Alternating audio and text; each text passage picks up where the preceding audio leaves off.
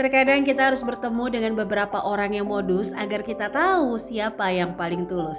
Assalamualaikum warahmatullahi wabarakatuh. Ahlan wa sahlan di channel Keluarga Bun Ai. Keluarga yang bercita-cita selalu bersama sampai surga. Amin amin ya robbal alamin. Selamat bergabung para subscriber baru di Keluarga Bun Ai. Masya Allah, tabarakallah, subscriber lama, subscriber yang selalu ngedukung Bun Ai dari nol hingga masih berjuang saat ini. Terima kasih banget ya. Apa kabar di awal bulan? Cie-cie 4 hari libur panjang nih ya. Hati-hati sama budgetnya. Dijaga baik-baik budgetnya ya, agar budget juga bisa menjaga kamu. Karena kalau yang namanya menjaga tuh harus dua arah. Kalau misalnya yang ngejaga cuma si uang aja udah nurut, uang tuh paling nurut ya. Mau dikemanain juga dia diem aja. Tapi kalau kamunya kayak wow, memborbardir uangnya ya udah habis juga. Dan salah satu trik berhasil ngatur uang yang habis jangan dipikirin, jagain yang masih ada. Gitu ya, karena uang akan selalu datang dan pergi. Waduh, udah kayak mantan ya. Oke, kembali lagi kita mau ngatur langkah-langkah sederhana buat ngindarin utang. Tapi sebelumnya tang ting tung, kita belajar dulu ya hutang tuh apa sih. Jadi yang pertama, hutang itu kalau bagi Bun E pribadi bukan masalah untung dan rugi. Kan ada yang nganggap ya, untung juga ya kalau hutang nggak pakai bunga, untung juga ya kalau hutang uangnya yang bisa diputar, mungkin para pebisnis kayak gitu. Nah kalau Bunda pribadi, hutang itu bukan masalah untung dan rugi, hutang itu memang ajaran Allah untuk dihindari. Karena salah satu dosa yang memang nggak bisa dimaafkan lah bahasanya dan bahkan bisa mengeruk seluruh amal perbuatan kita di dunia, yaitu adalah hutang. Jadi Bunda kalau ngomongin hutang tuh bukan masalah untung dan rugi, tapi lebih ke prinsip gimana caranya kalau bisa dihindari ya, kalau bisa. Tapi kalau memang harus terpaksa berhutang, nanti kita belajar poin-poinnya. Nah selanjutnya, hutang bisa membangun mental konsumtif jika salah langkah. Karena ngerasa dana darurat yang paling mudah ya udah berhutang selain meminta dengan orang tua misalnya. Semoga kita nggak termasuk orang yang kayak gitu ya teman-teman. Nah jadi mental-mental yang kadang-kadang hutang tuh seolah-olah terpaksa terdesak sehingga mental konsumtifnya tuh lebih tinggi dibanding mental produktif. Nah selanjutnya, hutang produktif atau konsumtif bukan dari produknya teman-teman, tapi dari tepat gunanya. Yang pernah Bunda bahas, ada yang handphone jadinya konsumtif karena dipakai cuma selfie-selfie aja, tanpa ada feedback tambahan gitu ya. Ini ingat ya, handphone yang berganti-ganti. Jadi kalau punya handphone terus isinya selfie-nya dia semua ya nggak apa-apa, orang handphone ya. Budgetnya ada nggak apa-apa. Bunda selalu fokus ngomongin kalau nggak ada budget maksain hutang hanya sekadar untuk ikut tren atau biar samaan aja.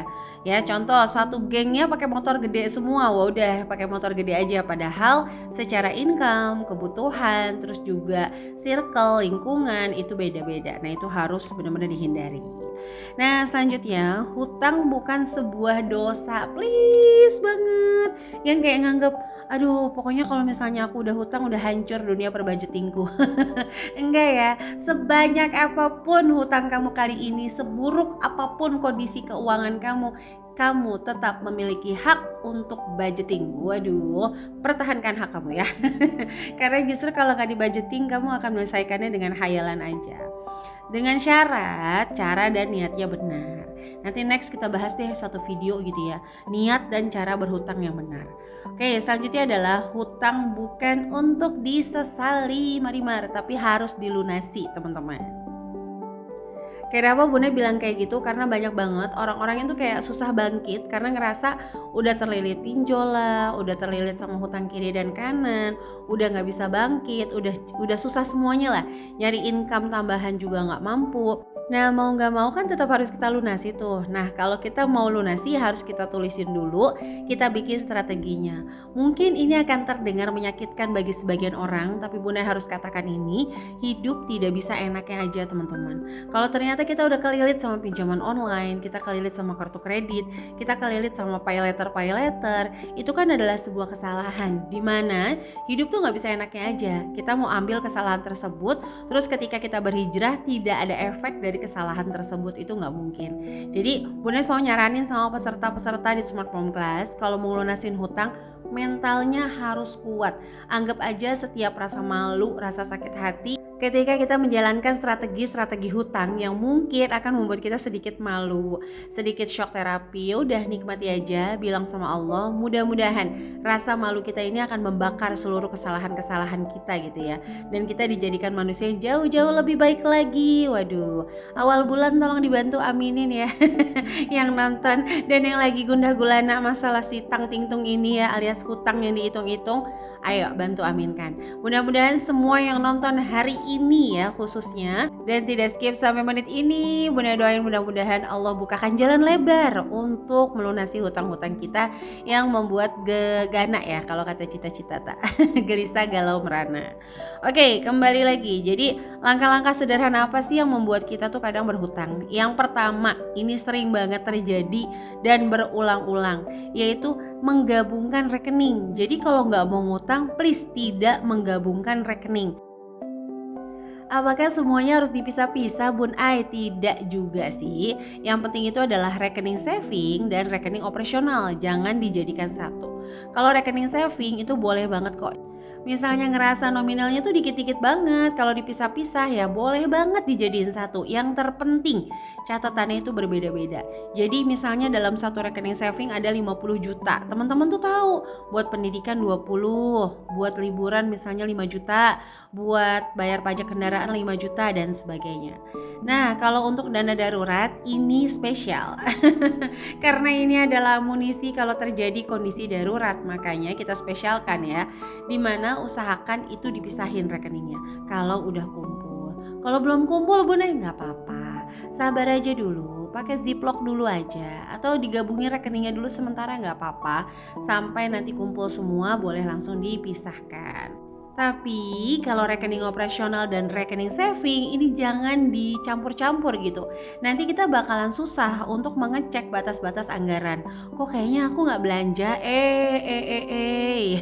Nampak-nampaknya Tuan Putri tidur nih karena pengaruh obat baru bangun ya.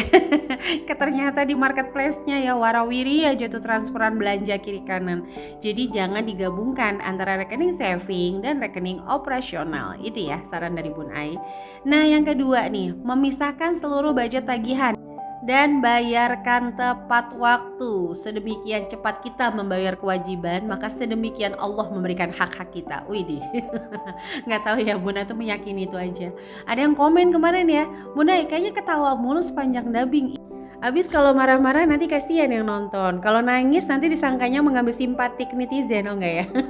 Jadi emang Bunda mah, apalagi kalau yang ikut Zoom, Bunda tuh ketawa-tawa aja kerjanya teman-teman. Ya untung aja nggak ketawa tengah malam, takutnya pada takut kan. Oke, selanjutnya di sini adalah memisahkan budget tagihan. Jadi ada yang kemarin tuh pakai metode amplop, tahu-taunya habis gajian dipisahin 5. Iya iyalah, akan gagal. Salah ya. Jadi gajian dulu, kita pisah-pisahin tuh yang namanya tagihan. Kira-kira ada tagihan apa nih? SPP anak, listrik, wifi, pokoknya dibayarkan tepat waktu. Selain itu memang kewajiban kita, insya Allah kita gak menahan hak orang lain gitu ya. Allah juga gak akan menahan hak kita. Kedua juga kita menghindari tuh yang namanya denda, atau bahkan kita harusnya udah bayar, udah jatuh tempo, malah dananya gak ada. Jadi metode budgeting apapun yang digunakan, wajib pisahkan dulu setiap tagihannya. Nah sampai menit ini Bunda ngucapin terima kasih dulu buat yang baru bergabung. Coba dilihat dulu nih tombol merah apa tombol hitam ya. Kayak sekarang tombolnya hitam deh, subscribe ya. Boleh dibantu subscribe dulu ya dan nyalakan lonceng notifikasi sehingga gak ketinggalan kalau Bun Ai upload video terbaru. Buat yang udah lama bergabung, boleh ya sesekali meninggalkan jejak, Bun Ai pengen kenalan sama teman-teman. Atau yang udah selalu komentar, boleh komen ulang lagi dan ceritakan kira-kira udah berapa video sih yang ditonton nih dari video keluarga Bun Ai. Apakah ada manfaatnya atau masih terus berjuang mempelajari? Mudah-mudahan kita menjadi bestie online dalam semangat mengejar perbaikan dalam kehidupan. Semangat! Udah bulan Juni soalnya. Bunda yang ngerasanya cepet banget. Ya ampun udah mau akhir tahun lagi ya. Target-target masih jauh dari dari hayalannya Bun Ai. Tapi nggak apa-apa ya, terus aja melangkah dibanding kita diam di tempat. Oke, selanjutnya di sini adalah melupakan kewajiban tahunan. Bisa aja nih hal ini yang bikin budget berantakan dalam jumlah atau waktu tertentu. Contoh misalnya, tiba-tiba bayar pajak mobil harus berhutang 5 juta, 3 juta. Sehingga 6 bulan ke depan budgetnya berantakan karena harus dipaksa untuk bayar cicilan si pajak mobil tadi. Atau misalnya daftar sekolah, daftar ulang anak. Nah, kalau langsung bayarnya dalam jumlah yang besar itu akan bikin budget kita berantakan beberapa bulan ke depan. Kenapa Bunda selalu bilang jangan buru-buru, tunggu saja dulu seperti lagunya Ikan Dalam Kobokan ya. Jadi tenang aja dulu, beresin semua kebutuhan, pastiin misahin semua kewajiban baik bulanan, triwulan, tahunan. Itu udah beres baru deh kita susun rencana nabung. Kenapa? Karena nabung itu cuma salah satu jembatan aja teman-teman untuk mencapai tujuan finansial kita. Nah, jembatan terdahsyat adalah keyakinan kita bahwa Allah akan memberikan takdirnya yang terbaik. Waduh. Langsung aja ya masuk ke poin keempat biar nggak bosen. Yang keempat adalah takut ditinggal circle. Wadidaw, ini banyak banget terjadi nih ya. Mulai dari susah nolak, mengatakan jujur nggak mampu itu susah banget, memberi batasan jajan, nongkrong itu nggak mampu, karena khawatir banget ditinggal sama teman-temannya.